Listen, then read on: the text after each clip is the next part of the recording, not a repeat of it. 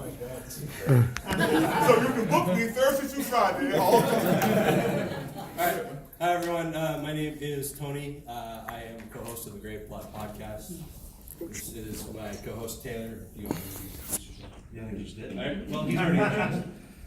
We are, like I said, co-hosts of the Great Plot Podcast. We're also co-organizers of the Great Plot Film Festival, and big fans of all these guys up here. So we're really just talk to them. So thanks guys for being here this weekend. It's really awesome to have you. This is. So what do we do? Just nickname you guys TNT or something? Yeah. We named ourselves that. TNT. All right. This is our first celebrity panel, so if we suck, do it. Yeah. It's too late. That's your fault. Like I said, welcome guys. Thank you. Oh, I have a question. What two celebrities have the finest women in show business? What two celebrities have the finest women that go to the business? Well, this year.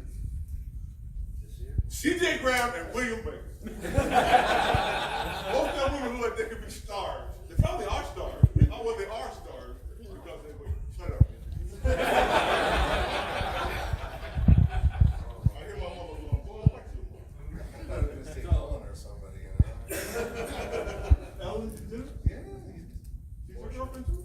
No. Have you seen her wife? Oh no, her wife. No. I like Ellen, and her wife did a great job on that TV series. But your lady has the attribute that she doesn't need makeup. Portia needs makeup. Where's Ruby? She's right there. Look at her. Yeah. Because so often people just ignore the women folk, and they be like, CJ. She's like, wait, no. So what he's saying is he doesn't want to wake up in the morning and chew his arm off because the makeup is gone. When it was there. Man, I was married once. That's true. I was married once, and then after the first 3 months, she took the makeup off, and I went, can you just walk around? Walk around like that. And a lot of these models, they look pretty good when they have the war paint on, but take that stuff off, it's like, shit. I was better than you. Don't post that. You say don't being done. Generation. Don't do that. Live? I'm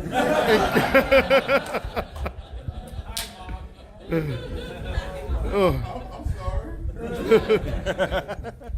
So you guys have been building over the years. I mean, Dave more recently, obviously, but building.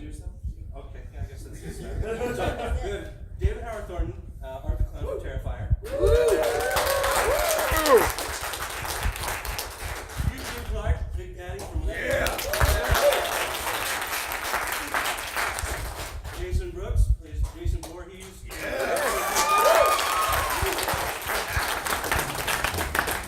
C.J. Graham, also Jason Voorhees. Yeah! Elias Voorhees in Friday the 13th films. So I just kind of want to work my way down the line here, starting with you, David. Just talking about how you came upon the roles. Oh, yeah. Well, as most of you know, there was a film before Terrifier called All Hallows Eve. It was an anthology film. Little budget film. A little bit too.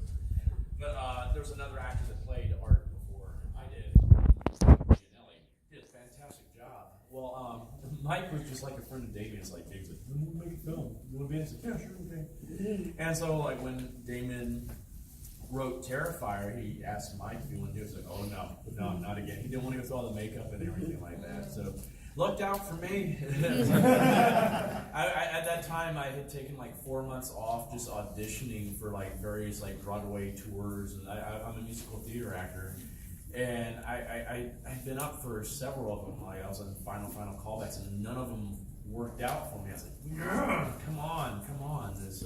And I came across this one audition notice on Actors Access looking for a tall, skinny guy that has like comedy or clowning experience to play one role of a lifetime.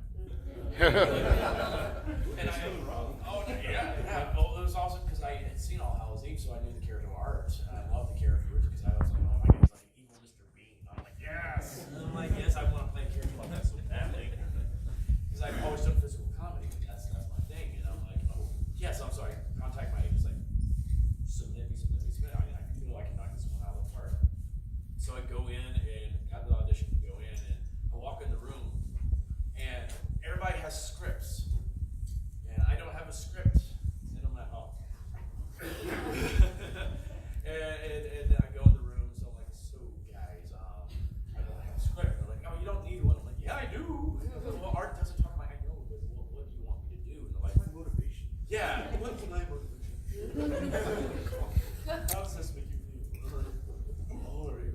But and they're like, just count up a scene where you decapitate a guy. I'm like, oh, okay, cool, as you do. So yeah, okay. And I had like 5 minutes to at least process this in my mind. They're like, oh no, just go ahead and do it right off the top of your head. I'm like, oh, okay.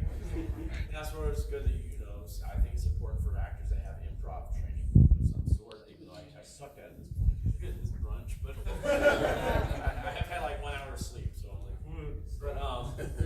so like right off the top of my head, I came up with the scene where I just cartoonishly snuck up behind my victim, like knocked him out, sawed off his head, picked up the head, tasted the blood, didn't like it, and I was like, took out like salt shaker, salted it, tasted it again. I was like, this is good. Started bathing in it. I'm like, skipped down my merry way, and I had like the producer and directors cracking up, and they're like, "You want to come in for a makeup test?" I'm like, "Okay, sure." And the rest is history.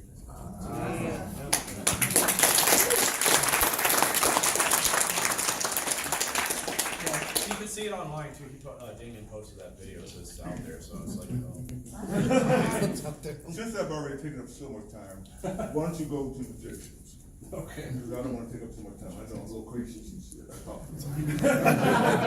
I mean, I'll come back to it. What was the question again? JB, let it lock and load, buddy. All right, so mine was fairly straightforward. I found out about the role. It was started off as a short film called Mythos in its beginning, and heard about it. So I sent a video audition in. I had a different Jason costume and put that on there. Sent some little bit of audition of just the body language because obviously there's no lines. So sent that over, and Jeremy saw it a couple days later. Said, you know what? We're talking to our guys. We really like it, but here's a script side. Here's a scene that we kind of want you to act out. And it was a scene with a car coming up to me, or a truck coming up to me, and I'm standing in the road, and they kind of swerve around me, and then I kind of fall and walk off the side of the road. But I didn't have anyone to do that with. I had my son, Asher, and his girlfriend come out there with our little camera, film it, and we just happened to get lucky. Out in an apartment complex, there was a car pulling out of a spot where we're kind of set to film. And so I was like, okay, roll us. So I just jumped out in front and kind of let them go around and acted out the scene and walked off. And then, a couple days later, they called and said, they're trying to play it cool a little bit, saying, yeah, we've been thinking about it. And I mean, who are we kidding? You got the part. Your moves are right. You did everything right. Wait, did you ever explain to the neighbors why you were standing in front of their car?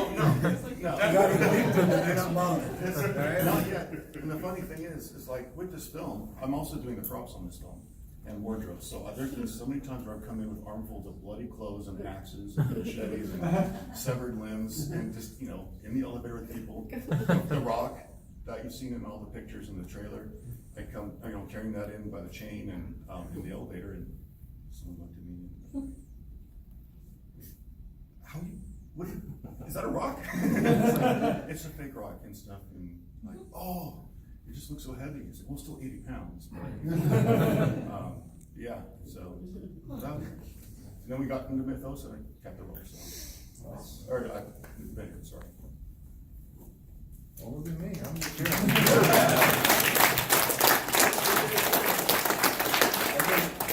Eugene will even tell you, most of the guys up there will tell you that you may think not saying anything, acting without words or facial expressions is easy. Bullshit.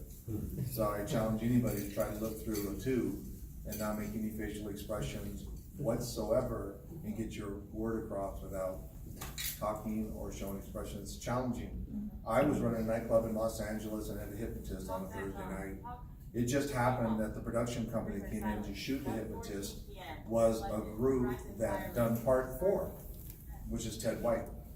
And it just happened they decided to put a Jason character in there, and they said, well, let's use CJ, his big ass will fit the wardrobe for part 4. And, like he said, the rest is history, because they said, well, we're gonna cast you for this part, and like, whatever.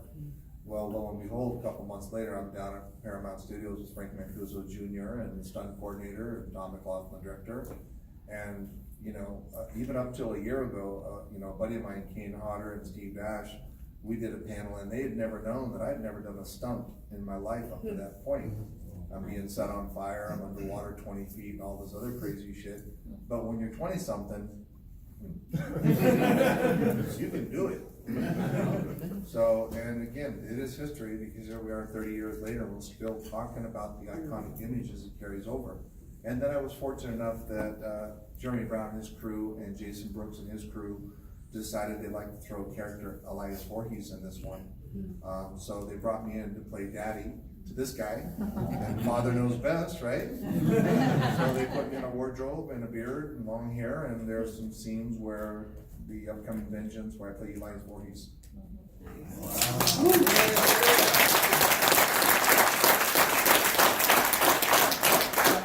Were you both athletes in high school or? Well, I ran from the police pretty quick. So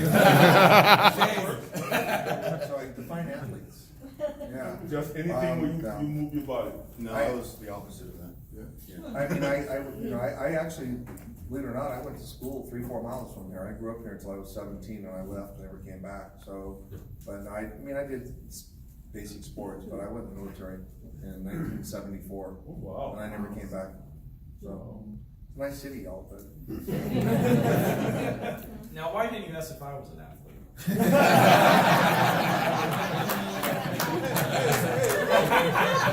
It's a height requirement.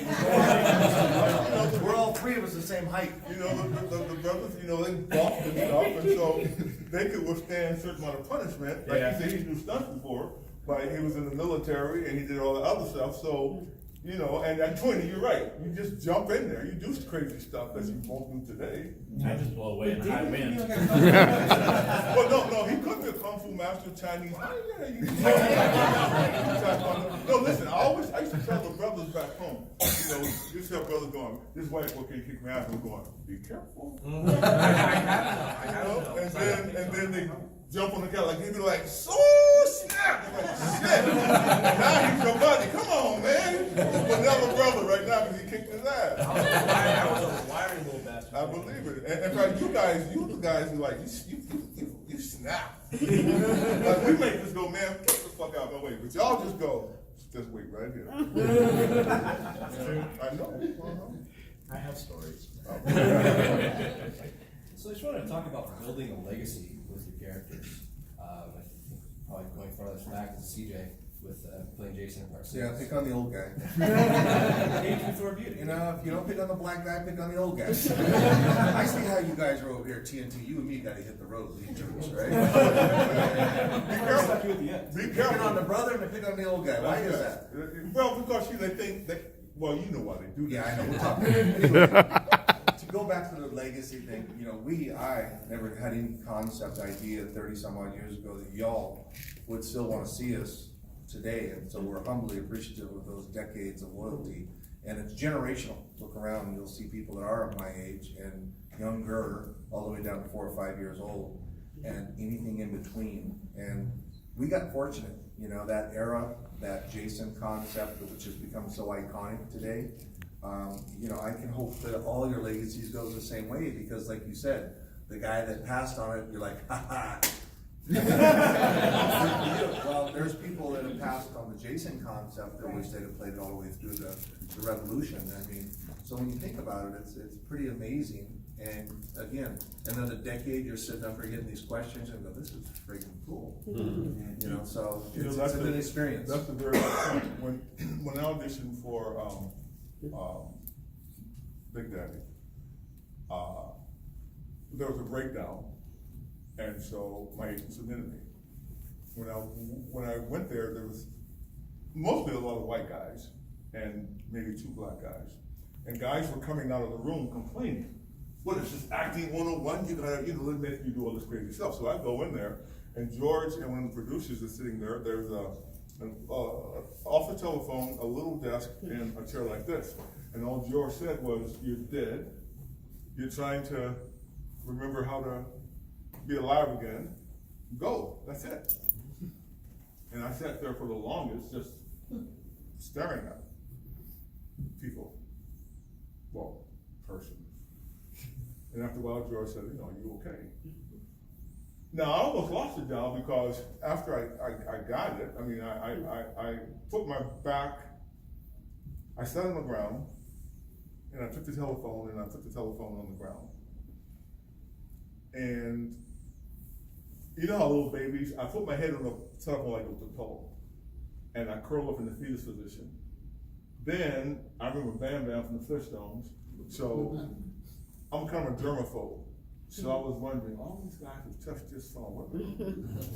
But I thought, I could go to the park. So I took the phone, I started licking it like the kids do. Then I started hitting it, bam, bam. And then I went from there to a rage. I stood up with the chair and just went into a freaking rage. And George said, "You got me." Now, I almost lost the part because when they called me back a couple weeks later, I just started playing golf a little bit, and I wanted to be somebody. So I wanted to go to the golf tournaments. I love the little golf balls they gave me. I used to shoot marbles, so I love the golf balls. So I asked George, so when is this movie going to start? Because I got like 3 or 4 golf tournaments I need to go to. He could have said, "Negro, please." You know who the hell I am. He just smiled and said, there won't be a conflict. Calm down, Tiger. Yeah. Oh.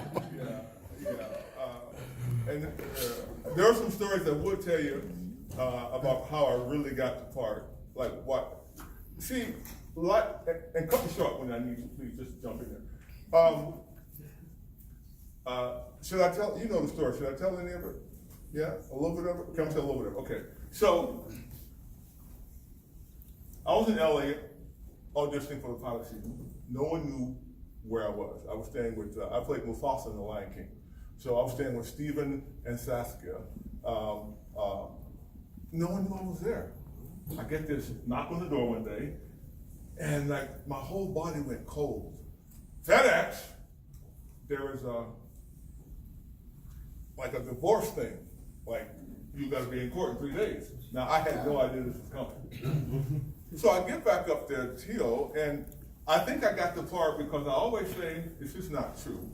I always say my wife ex-wife knew she was going to divorce me, but she also knew she needed the money. And she heard that George Romero was doing this part, and she knew if she fucked up my head today, I could get the part. That's not true, but that's how it works.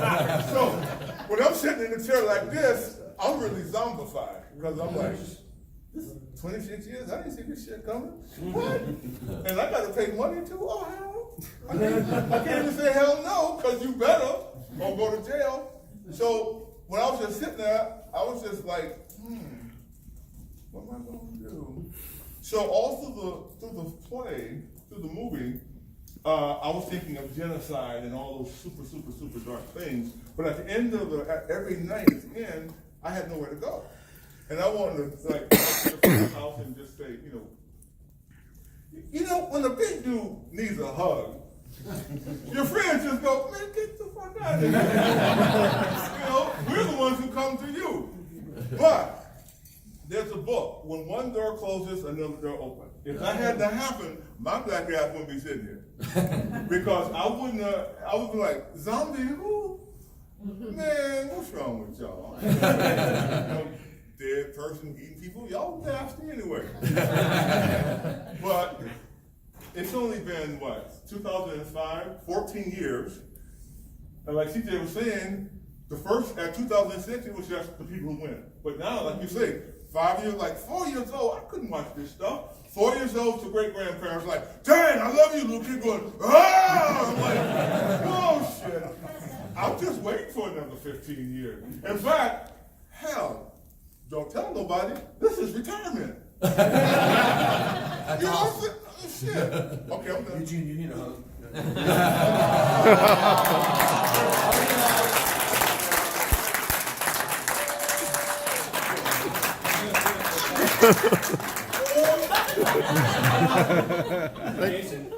David needs a hug.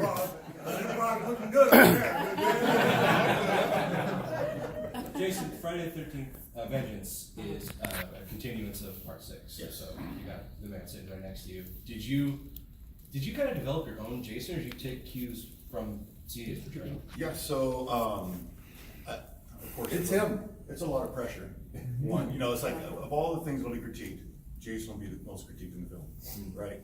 How did he look, how did he move, and all that stuff. So what I did was, before we started filming, I spent almost 30 hours researching these guys, watching the movies, just kind of studying how they move. Just watching panels like this where they talk about like their mind space, and I just try to get into that. And then when I went to go film with Steve down in Florida, we're sitting in his living room on the second night, and he looked at me, and he's got that tough guy persona and everything he does, but he just kind of looked at me and said, "Hey, look," and he dropped the whole thing. He said, "I know you've been doing a lot of work studying all of us and stuff. Fuck that." He says, "Do you? I've seen you. I've seen some footage. You're amazing. Like, you got the size, you got the right spirit. I see it in your eyes. You're good. Just be you. Don't be us. Don't. You think any of us went around and like tried to be the one before us? CJ never went and tried to be anyone else, and Kane never went and be anyone else. It's like Kane would be who he is if he was trying to be me. So he said, do you? Fans will love it. I guarantee it." And so from that point on, and I've asked for some advice from CJ and stuff on different things, but from that point on, I've let it go, and it's cleared my mind a lot in sense, so I can actually just do the scene without overcomplicating my mind. And, yeah, so it's my own, but with a lot of influence from my predecessors. So. Same thing for you, Dave. Yeah. Did you feel any pressure to kind of follow suit? Oh God, yeah. Yeah. I was so scared because I'm a fanboy myself of things. I know how judgmental I can be. if anybody's seen me comment about who plays Joker and different things, I'm just like, I'm like a huge Joker fanboy. So I'm just like, oh, what are you doing? No, no, what the fuck? No. What happened to you? You got silver teeth and tattoos on your face. What the hell are you doing? That's how I am. And I'm like, oh shit, That's now his that's favorite gonna one. come back to me now. Because it's like, because Mike did such a great job developing art. He created art himself, and I'm like, God, because that was my main concern. It's like, okay, how can I build off of what he's already done with this character, but make it my own as well? And so I of course watched what he did just so I could get the basic mannerisms down of the character. But I was like, I just kind of pulled from what I appreciate from especially with physical comedy, because I pull a lot from horror. Because I look at art as he is a giant love letter to slasher icons. He is a little bit of everybody. He's a little bit of Freddy, Jason, Mike Myers, Pinhead, Leatherface. All those are in him, and I kind of put all that, and I put my love of physical comedy, like great physical comedians like Buster Keaton, Charlie Chaplin, Mr. Bean, Jim Carrey, Doug Jones. I put all that, Harpo Marx. I like to say art is like the bastard child of Freddy Krueger and Harpo Marx. And that's when I realized that, I'm like, that's what I'm doing with him. That's how I'm going to make him my own. And so those little things, I was thinking, okay, how would I approach it this way? And luckily, I had a great mentor when I toured with How the Grinch Stole Christmas, the musical, for 5 years. I was understudy for the Grinch. And our Grinch was the amazingly talented Stephen Carl, who you might know from the show Lazy Town. He was an amazing human being, but an amazing physical actor. He actually went to school for clowning. And I had always done a lot of physical comedy growing up, especially with children's theater, because children are very much into the physical instead of the verbal. But I had never had anybody that could really sit down with me and help me fine-tune what I had done until I met Stefan, and he just took me under his wing and was like, okay, approach this way. And so I would have those moments on set where I'm like, how the heck am I gonna approach this scene? And I'd have a what would Stefan do moment. And I'm like, there we go. And that's how I approached art. I was like, okay, I had what Mike did. And then I just brought my own thing to it like that. But I was so scared. Because I was being a fan. I know how judgmental people are going. I'm like, oh God, the fans are going to tear this apart. And I guess I did something right.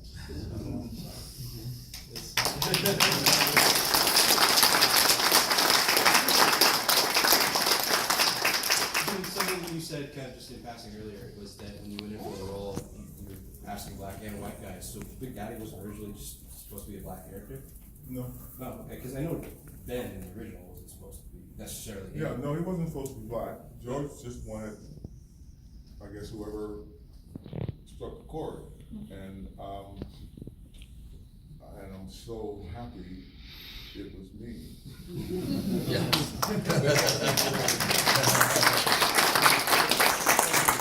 asked me how, I didn't know anything about George, and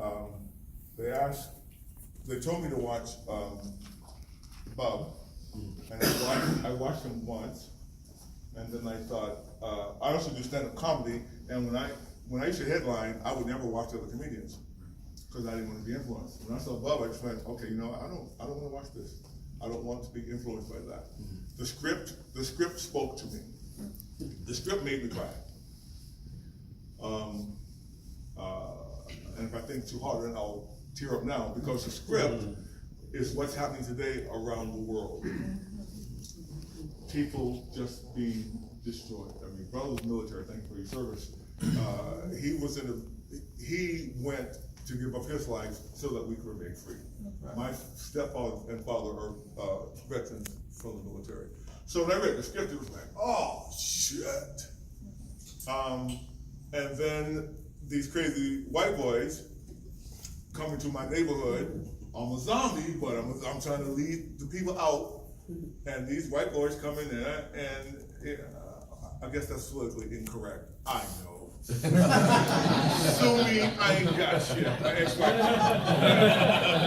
Gonna get kicked off Twitter now? Yeah. So they come in there killing all my zombies. My zombies are so stupid. I'm saying, don't look up there. And they're like, getting killed. And then when I got that rifle, I looked at it and then I remembered I used to be in the military. And it was like, oh shit, I'm coming after your ass. And what's amazing is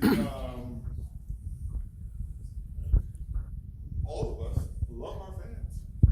I mean, without you guys, I mean, when people go, where are you going? I have an audition I have to do for a couple movies. I just told me, look, I got a convention. So send me the script, I'll send it in, but I'm gone. It's so nice to know say you're busy and not sitting waiting for, did I get the part? When I got the part, I love it. But if you don't, going to Seattle.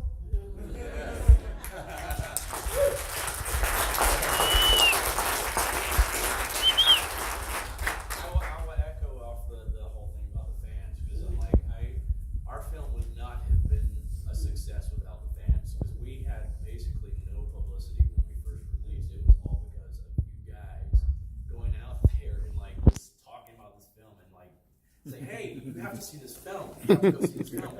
It was just that, and like these podcasts and the fan websites. That's how this got out there to the world. Because we were just a small, little, low-budget film that no one knew about, and it was the fans that got the word out, and that's why I'm so happy to be able to come to these things, so I can thank you guys, because you make us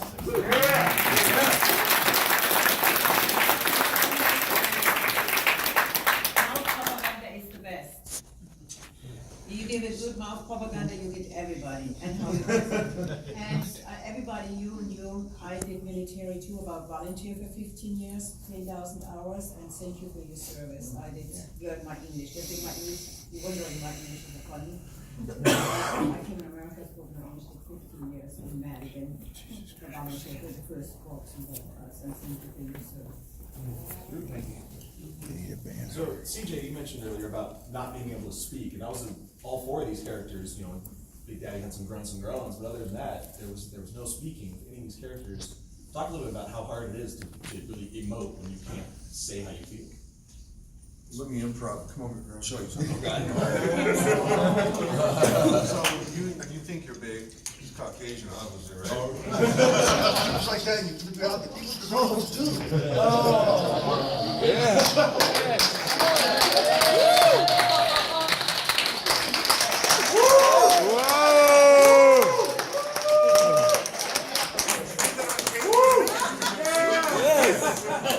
That was happy, right? That was my good day. Oh, wow. I think when I was young.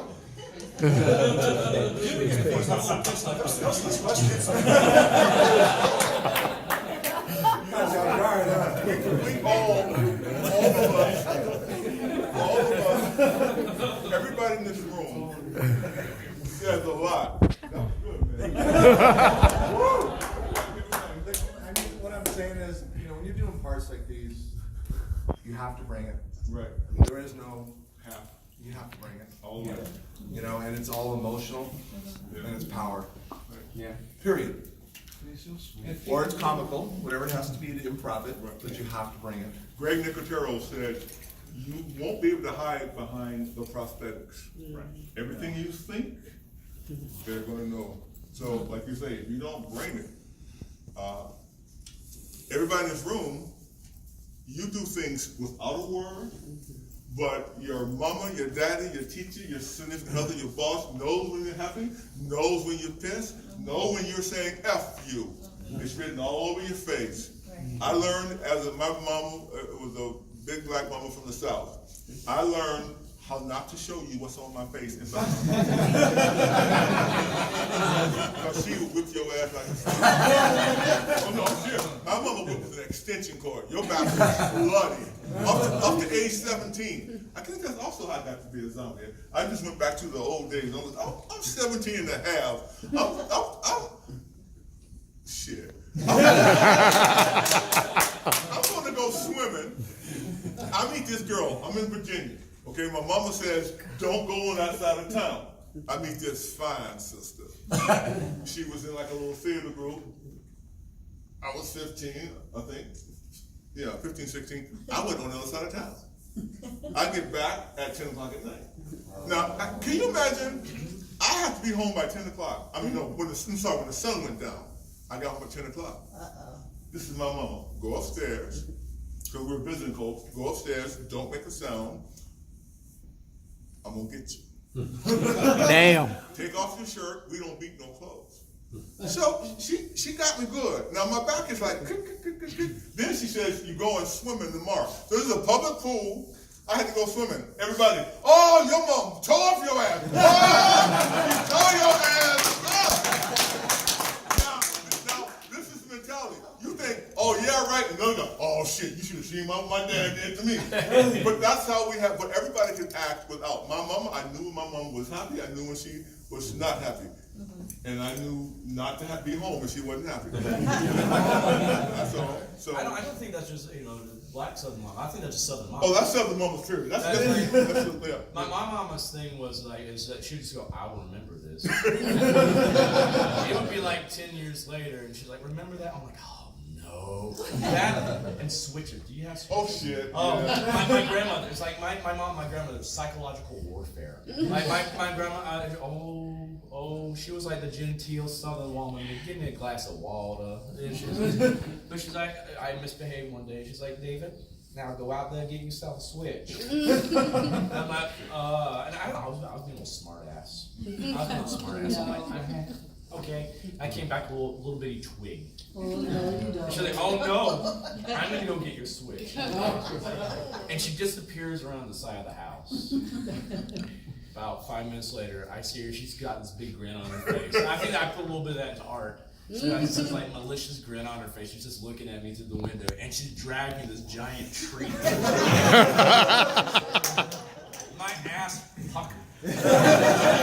I'm sorry. Oh, and she, of course, she didn't have to do anything. It was just that psychological warfare.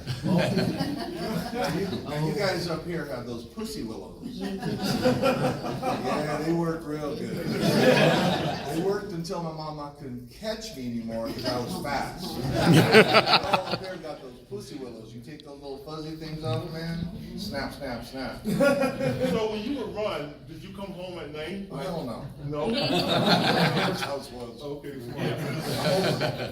Well, I Hey, can't. those of you that think you were abused because somebody got mad at you and you had so you're gonna go tell a police officer now? Shame on you. You have no idea what abuse is. When your mama tells you she walked up the hill and up the hill to and from school, it was up both ways. I don't say anything about it, so y'all do just fine.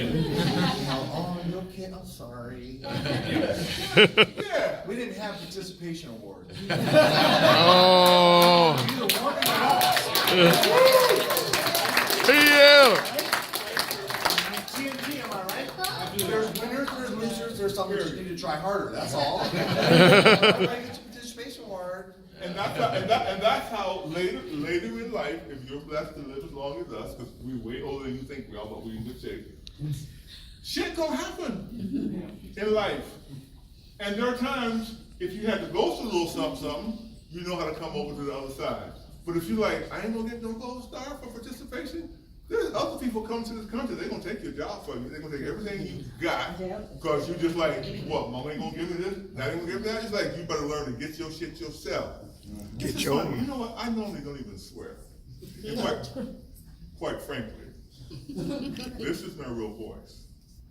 But I learned a long time ago, no one likes listening to a black man who talks this way. So! That's another story. And it's true. Our station is this way over the highway. So along the option. There's way over the highway, there was Sure. the option be today, but you say go to the police, oh, I've been slapping my face for my parents, oh no. What'd you say to your mom then? That's why you got slapped. My sister said, I'm gonna call the police. My mom said, wait a minute. Come get this little heifer before I kill her.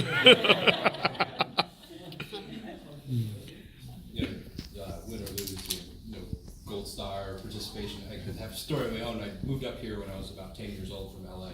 And up here, decidedly more liberal even back then. And I played Pee Wee football. And we lost every fucking game of the season. And we still got trophies. And I couldn't wrap my mind around that. What the fuck is this? But anyway, that's my story. The object is to try, is what we're trying to say. It doesn't matter if you win or lose, because nobody's a loser. It's just, some people are better at basketball, some people are more brainiacs, some people drive a car better. Okay, nobody's perfect. And I'm Jason, I can tell you that.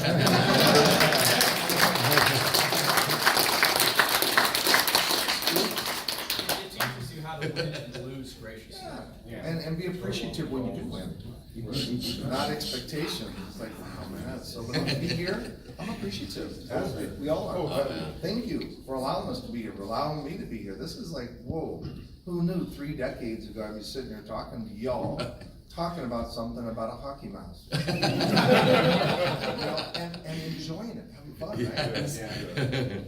So there's such a commonality that people just don't realize. How many people in this room have actually been at work and started talking about a movie of types, whatever, and all of a sudden one of your co-workers go, I love those films, and you're like, I never would have guessed. Right. You know, and all of a sudden that commonality brings you guys talking about the same thing over at the copy machine, and you never would have guessed.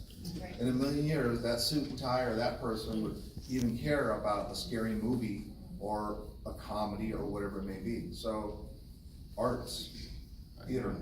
Awesome. And then you tell them about a convention. They come to a convention, and I say this often.